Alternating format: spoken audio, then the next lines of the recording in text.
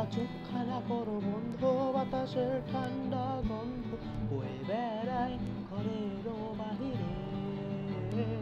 চলো ছোট্ট একটা গান করি, যাতে ঘুম পাড়ানি মাসি এসে পাশে বসে হাতখানা দিবে কপাল ভরে।